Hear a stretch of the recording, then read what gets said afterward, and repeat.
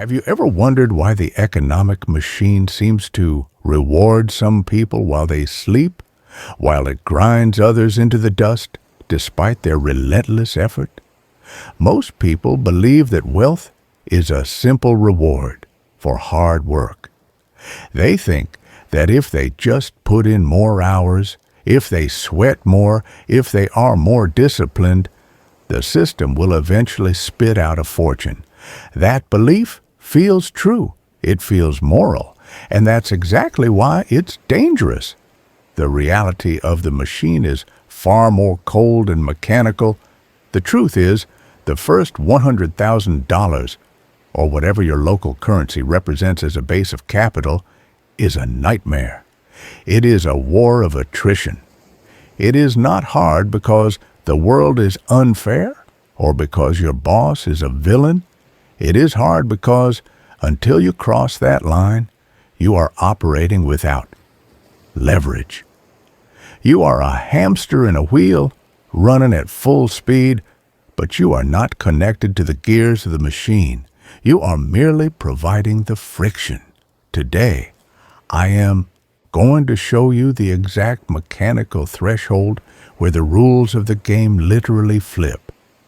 I'm going to reveal why your effort doesn't compound, but capital does, and how you can transition from being a victim of the economic cycle to being a master of its mechanics. If you do not understand how this machine works, you will inevitably be ground up by it. By the way, if you want to master the full ecosystem behind these principles and understand how all these gears lock together, I've curated a special sequence for you in the top card. It's the systemic roadmap that most people are missing, and it's the foundation for everything we are discussing today. You're here because you want to reach that level of financial serenity where money is no longer a source of stress, but a tool for freedom, right? But if you're like most people, the struggle is incredibly real. You feel it every month. You work hard. You make sacrifices. You cut back on your coffee or your subscriptions. And yet, the needle barely moves. You save $2,000, and suddenly, the car breaks down.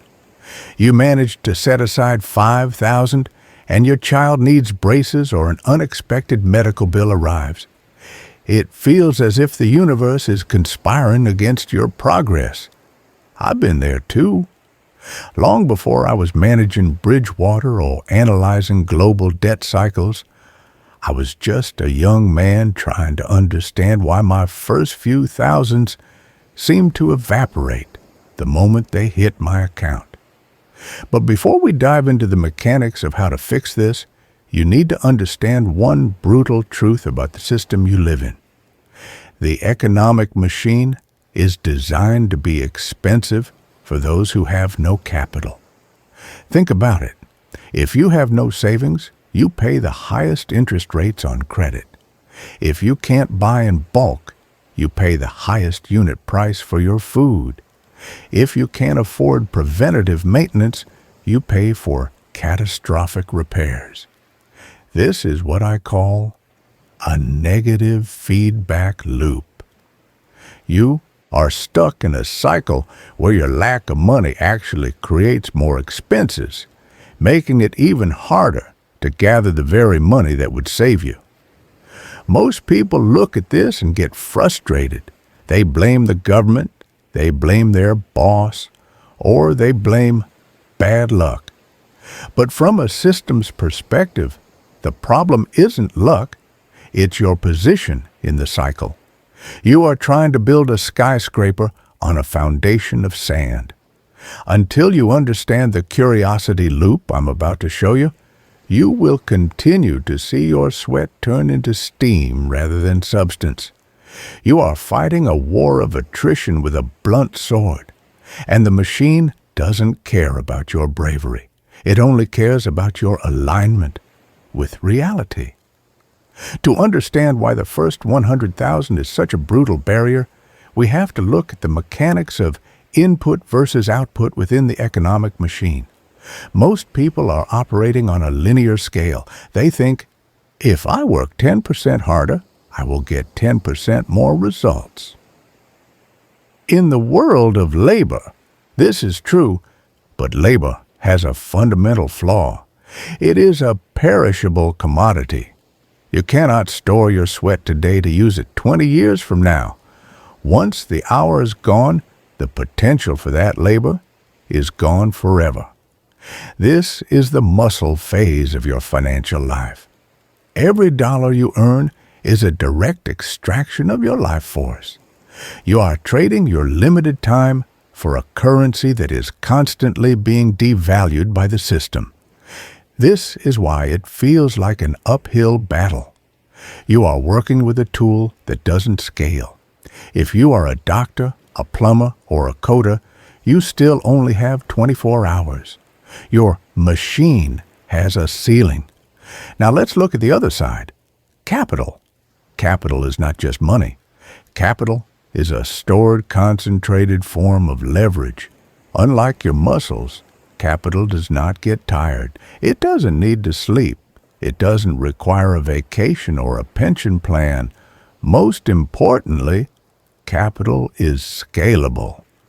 When I was starting Bridgewater, I realized that the greatest mistake people make is assuming that wealth comes from the rate of pay.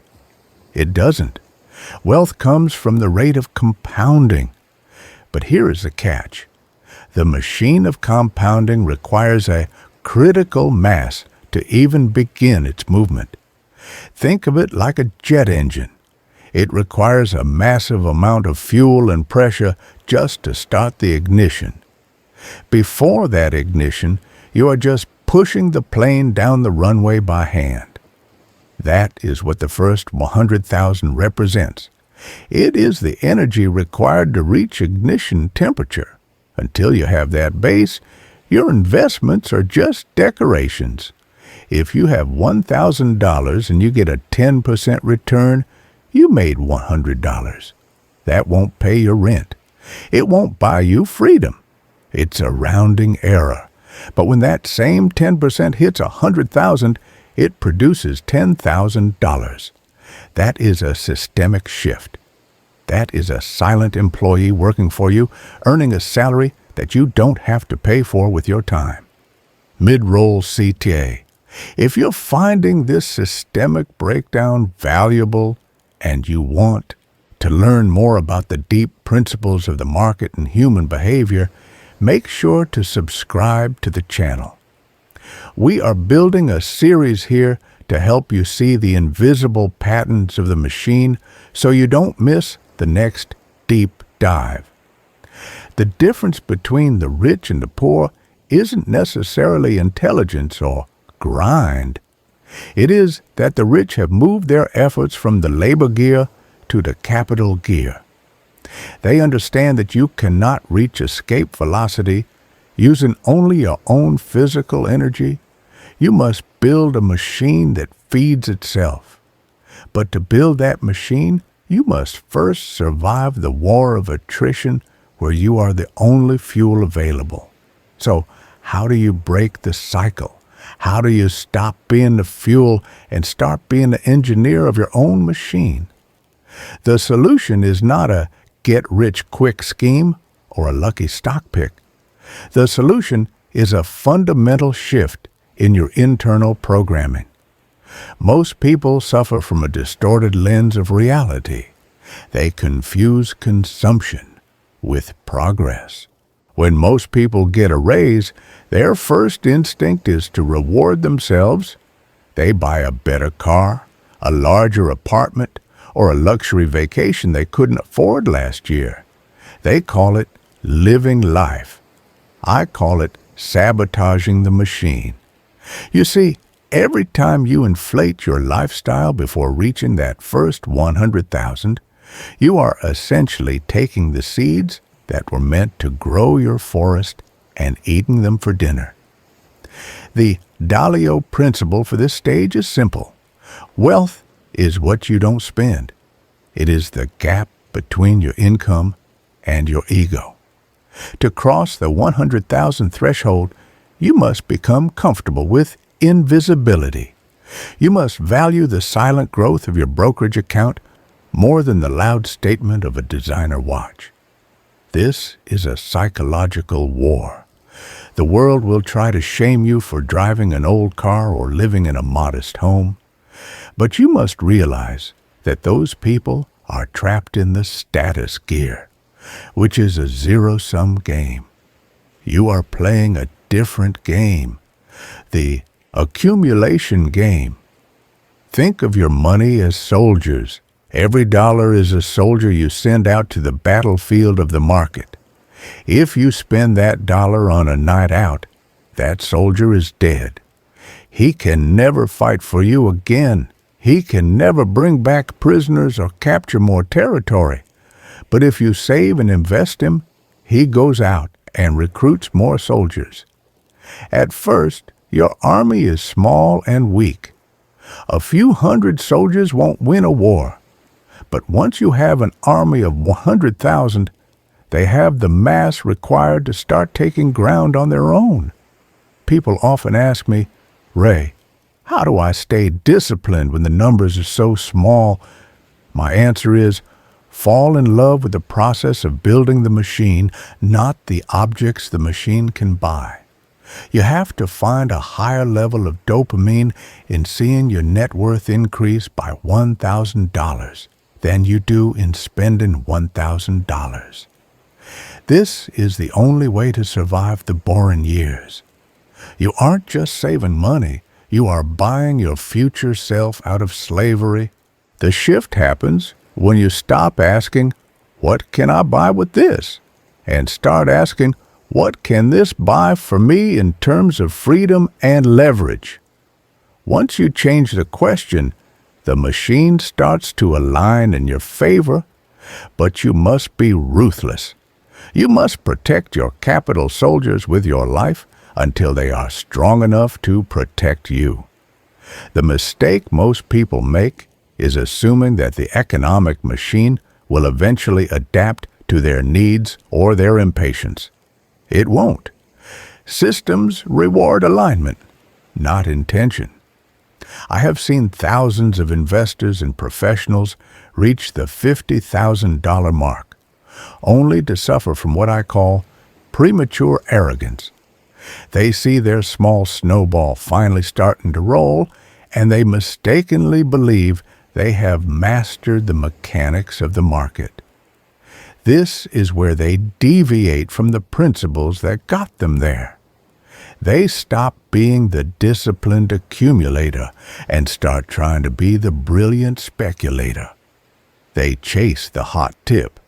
They over-leverage their positions, or they pour their hard-earned capital into complex schemes they don't understand, hoping to turn that 100,000 into $1 million overnight. What they are doing is introducing systemic noise into a process that requires systemic silence. In the machine, there is no such thing as a shortcut that doesn't increase your probability of total ruin. When you are in the middle of the climb to the first 100,000, your biggest enemy isn't the market. It's your own boredom. The process is repetitive. It's clinical. It's unglamorous. Most people fail because they can't stand the silence of a long-term strategy. They need the noise of a big win to feel validated. But look at the history of the great deleveragings. Look at the bubbles of 2000 and 2008. Who survived? Not the ones who were smart for a week by taking massive risks. The survivors were the ones who respected the safety margin of the machine. If you treat the first 100,000 like a casino, the machine will eventually take everything back with interest. Another recurring error is the status comparison trap. People look at the person next to them who just bought a new house with a massive mortgage and feel like they are falling behind. They don't realize that the other person is actually increasing their systemic fragility. By keeping your head down and stacking your capital, you are increasing your systemic resilience. You must understand, the machine does not care about your ego. It only cares about the math. If you withdraw your troops from the battlefield to buy a luxury you don't need, you have weakened your position. If you take on debt to fund a lifestyle, you have sold your future soldiers to the enemy. Most people stay poor because they are more afraid of looking poor than they are of actually being poor. They prioritize the reflection in the mirror over the reality of the balance sheet. To reach the threshold, you must be willing to be a ghost in a world of loud shadows. People who truly understand the mechanics of the economic machine don't ask the same questions as the crowd. They don't ask, "How much can I gain this month?" Instead, they ask a much more powerful question. What could permanently damage my position and stop my compounding? In the journey to the first 100,000, your primary job is not to be a brilliant investor. It is to be a brilliant risk manager of your own life. You must look at your personal finances as if you were managing a global macro fund. Every expense is a trade-off. Every debt is a short position against your future self. Shutterstock. If you understand this, your posture changes. You stop seeing a salary as spending money and start seeing it as seed capital. You begin to treat your savings account not as a place where money sits, but as a hangar where your aircraft is being built. You wouldn't try to fly an airplane that is only 20% finished, would you? Neither should you try to fly into luxury before your capital base has reached the ignition point. In my years of studying history, I noticed that the most successful systems are those that prioritize resilience over performance in the early stages. To apply this to your life, you must create a buffer zone. Before you even think about aggressive investments, you must have the discipline to stack cash that allows you to remain calm when the market gets volatile. This calm is your greatest competitive advantage.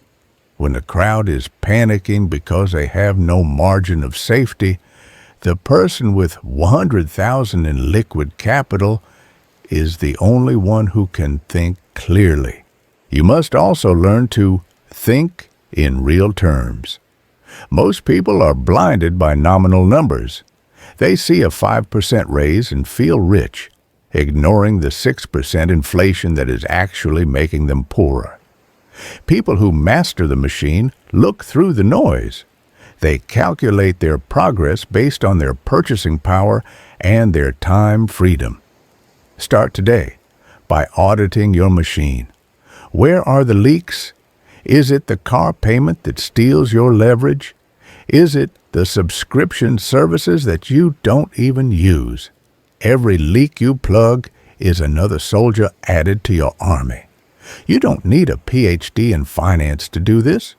You just need the radical transparency to look at your bank statement and admit where you are being systemically stupid. Remember, the machine rewards those who can defer pleasure today to own the tools of production tomorrow. It is a slow, methodical process of moving your resources from things that rot, consumer goods, to things that grow, assets. Once you make this your default posture, the first 100,000 becomes an inevitability, not a dream. It's just a matter of how much time the machine needs to process your discipline. There is a moment in the process of building wealth that feels almost supernatural. It is a moment that most people never reach, but for those who do, it changes their relationship with reality forever. It is the day your capital earns more than you do. Think about the mechanics of that for a second. Up until this point, you have been the engine. You were dragging the heavy stone of your financial life up a steep hill. Every single dollar was a product of your effort, your stress, and your time. You saved, you sacrificed, and you wondered if the pain was worth the gain. You watched your peers spending while you stayed disciplined in the shadows. But then, a shift occurs in the gears. One year, you look at your accounts and realize that your investments, your silent army of 100,000 soldiers, produced a return that exceeds what you were able to save from your paycheck. Perhaps they earned $40,000, $60,000, or even $80,000 while you were sleeping, traveling, or focused on other things. This is the tipping point of the economic machine. In my book Principles, I discuss the importance of understanding evolution. At this stage, your financial life has evolved from a linear organism into a self-sustaining system. Your capital begins to whisper to you. It says, "Relax, I will carry the load now." This whisper is what shifts your psychology from a labor mindset to a capitalist mindset. For the first time, you're not just a worker. You are a governor of resources. Your dollars have become high-efficiency employees. And unlike human employees, they don't gossip, they don't form unions, and they don't get distracted by social media.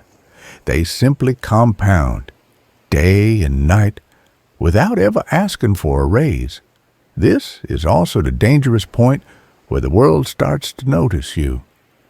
This is when people from the outside begin to call you lucky. They see the snowball accelerating down the mountain, but they completely ignore the decade of grinding, the boring years, and the war of attrition you fought to push that snowball to the peak. They didn't see the cheap meals, the old cars, or the times you said no to temporary status, so you could say yes to permanent freedom. Luck has nothing to do with systemic alignment. The machine is simply responding to the mass you have accumulated. When the capital surpasses your labor, the curve of wealth becomes incredibly steep. 100,000 turns into 200,000 far faster than zero turned into 100. Eventually, the compounding effect dwarfs any salary increase you could ever beg from a boss. But here is my warning. Do not let this new momentum make you reckless. The laws of the machine still apply. If you pull the plug now to fund a lifestyle of luxury, you kill the momentum. The goal isn't just to reach the tipping point, it's to stay above it until you reach escape velocity. You have earned the right to see the magic of compounding, but you must continue to respect the mechanics that made it possible. As we approach the final stages of this mechanical breakdown, I want to leave you with a few strategic principles, what I call universal truths of the machine. These are the observations I've gathered from decades of analyzing cycles, debt, and human behavior. They aren't just tips, they are the fundamental laws that govern how capital moves. First, think in real terms. Most people are victims of money illusion. They feel wealthy when the numbers in their bank account go up, even if the purchasing power of those numbers is collapsing due to inflation. To the machine, a 5% return in a 6% inflation environment is a loss. You are not running forward, you are being pushed backward by the wind. Those who reach the first 100,000 the fastest are those who stop measuring their wealth in currency and start measuring it in purchasing power. Units. Second, cycles repeat. Because incentives don't change, you will be tempted to abandon your discipline because this time is different. It never is. The technology changes, the faces change, but the human cycle of fear and greed is a constant. When everyone around you is talking about a new era of easy money, that is precisely when the machine is preparing to deleverage. Your $100,000 is your lifeboat. Do not trade your lifeboat for a bigger sail when a storm is clearly on the horizon. Third, diversification responds to impermanence. Once you have your first 100,000, your biggest risk is concentration. Many people get to their first milestone and then gamble it all on one sure thing. But in a world of radical uncertainty, there is no such thing as a sure thing. A truly balanced machine, what I call the all-weather approach, is designed to survive every environment. You don't need to predict the future if you are prepared for all versions of it. Fourth, the cost of complexity is high. The financial industry wants you to believe that you need complex derivatives and secret algorithms to grow your wealth. They want to charge you fees to manage your ignorance. But the machine actually rewards simplicity. A simple, low-cost, disciplined strategy will outperform 90% of the geniuses over a 20-year period. Your job is to keep the machine clean. Every layer of complexity you add is just another point of failure. And finally, pain plus reflection. Progress. The journey to the first 100,000 will be painful. You will feel the sting of missing out on parties, vacations, and social status. But if you reflect on that pain and realize it is the toll of freedom, you transform that pain into a fuel for your evolution. The machine doesn't care about your comfort, but it respects your persistence. Each of these insights is a gear. When you align them, the friction of your life decreases. You stop fighting the system and start riding its waves. But remember, a gear only works if it's connected to a power source. And that power source is your unwavering discipline to never, ever let your capital soldiers die for a temporary pleasure. In the machine of the economy, there is a force that acts like friction on your gears and rust on your engine. It is the most seductive trap ever created by the financial system. Consumer debt. Most people view debt as a way to get what they want now by paying for it later. From a systemic perspective, that is a complete misunderstanding of reality. Debt is not borrowing money. Debt is borrowing from your future self. When you take on debt to fund a lifestyle, a car, a vacation, or clothes you don't need, you are essentially taking those capital soldiers we talked about earlier and selling them into slavery before they can even fight for you. I have spent a lifetime studying the long-term debt cycle. I have seen nations collapse and billionaires go bankrupt for the exact same reason. They mistook debt for wealth. When you are building your first 100,000, debt is a death sentence. Why? Because while you are trying to earn 8 or 10% in the market, your debt is likely costing you 15, 20, or even 100% in interest. The math is impossible. You're trying to fill a bucket that has a massive hole in the bottom. People often say, "But Ray, what about good debt?" Let me be clear. Until you have your first 100,000, there is almost no such thing as good debt for you. You lack the margin of safety to handle the volatility. If you borrow to invest and the market drops by 20%, you don't just lose money, you get wiped out. This is called over-leveraging, and it is how the machine cleans out the arrogant. The mistake most people make is assuming that their income will always be there to service their debt. They don't account for the economic winter. They don't realize that credit is a fair weather friend. It's always available when you don't need it, and it disappears the moment the machine starts to grind. If you want to reach the threshold of freedom, you must have a radical, almost obsessive hatred for consumer debt. You must realize that every interest payment you make is a transfer of your life energy to a bank. You are working for them, not for yourself. To master the machine, you must first stop being a source of profit for someone else's machine. Look at your balance sheet with radical transparency. If you have high interest debt, that is your first priority. You cannot build a skyscraper on a swamp of liabilities. Clean the gears. Remove the friction. Only when the machine is running clean can you start to apply the pressure of compounding. Do not try to look rich with borrowed money. It is better to be a hidden millionaire in an old car than a bankrupt executive in a leased Porsche. The machine eventually reveals the truth, and the truth is always found in the net numbers. The first $100,000 is a grind. It is a war of attrition. It is a test of your character and your ability to see the world as it is, not as you wish it to be.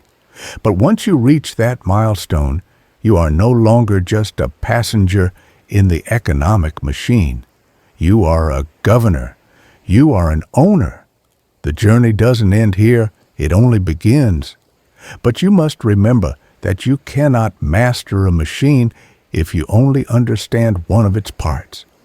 Wealth, debt, behavior, and history are all interconnected gears. If you skip the foundation, the entire structure will eventually collapse under the weight of its own success. If you're still here, it's because you are one of the few who values principles over shortcuts. You are the kind of person the machine eventually rewards. But don't stop now. One video is just a single data point. To see the full picture, you need to understand how all these concepts lock together. As I always say, he who lives by the crystal ball is destined to eat ground glass. Don't guess. Build a system that doesn't require you to be a prophet. I've laid out the entire roadmap for you in a specific sequence. This video is just one piece of a much larger machine, and the full blueprint is waiting for you in the playlist. Ação, apontar para o link da playlist já end screen. Watch the next video now. Start from the beginning, if you have to.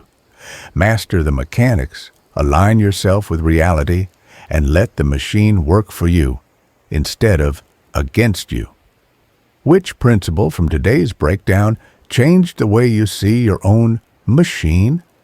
Was it the concept of capital soldiers or the danger of borrowing from your future self? Write it in the comments below. I read them to see who is actually paying attention. The system never changes, but you can. I'll see you in the next deep dive.